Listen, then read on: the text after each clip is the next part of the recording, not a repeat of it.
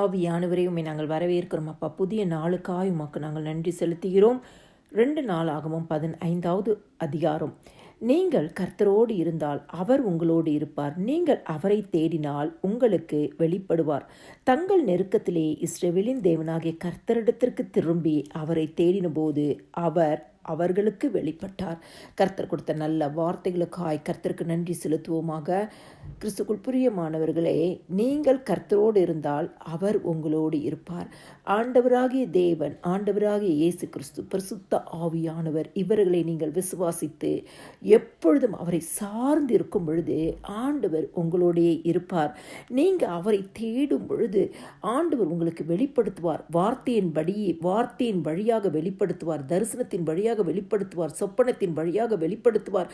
உங்கள் காரியங்களை மனிதர்கள் மூலமாய், ஊழியக்காரங்க மூலமாய், தரிசனம் பெற்றவர்கள் மூலமாய், அபிஷேகம் பெற்றவர்கள் வழியாக தேவன் உங்களுக்கு வெளிப்படுத்துவார். ஆண்டவர் தம்மை உங்களுக்கு வெளிப்படுத்தி தருவார். கர்த்தரை தேடும் பொழுது, ஆண்டவராக இயேசு கிறிஸ்துவை தேடும் பொழுது ஆண்டவர் உங்களுக்கு உங்கள் ஜெபத்திற்கு பதிலை கண்டிப்பாக என்ன பண்ணுவார்? வெளிப்படுத்தி தருவார். உங்கள் நெருக்கத்திலே இஸ்ரவேலின் தேவனாகிய கர்த்தரிடத்திற்கு திரும்பி அவரை தேடின போது, நெருக்கப்பட்ட ஒரு சூழ்நிலையில் நீங்கள் தேவனை தேடும் பொழுது அவர் உங்களுக்கு வெளிப்படுவார். அவர் உங்களுக்கு அற்புதங்களை செய்வார். அவர் உங்களுக்கு மகிமையான காரியங்களை செய்வார்.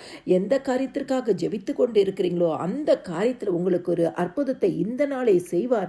கர்த்தரை தேடுவர்களாய், கர்த்தரோடு இருக்கிறவர்களாய், கர்த்தரோடு நடக்கிறவர்களாய், கர்த்தருடைய வார்த்தை விசுவாசிக்கிறவர்களாய் இருக்கும் பொழுது இந்த நாள் உங்களுக்கு ஒரு அற்புதத்தின் நாள். நீங்கள் எதிர்பார்த்திருக்கிற முடிவை உங்களுக்கு கொடுக்கிற நாள். கர்த்தர் தாமே இந்த வார்த்தையை கேட்ட ஒவ்வொருவரையும் ஆசீர்வதிப்பாராக. எல்லா துதியும் கனமும் மகிமையும் ஸ்தோத்திரமும் என் ஆண்டவராக இயேசு கிறிஸ்து ஒருவருக்கே செலுத்துகிறேன். ஆமென்.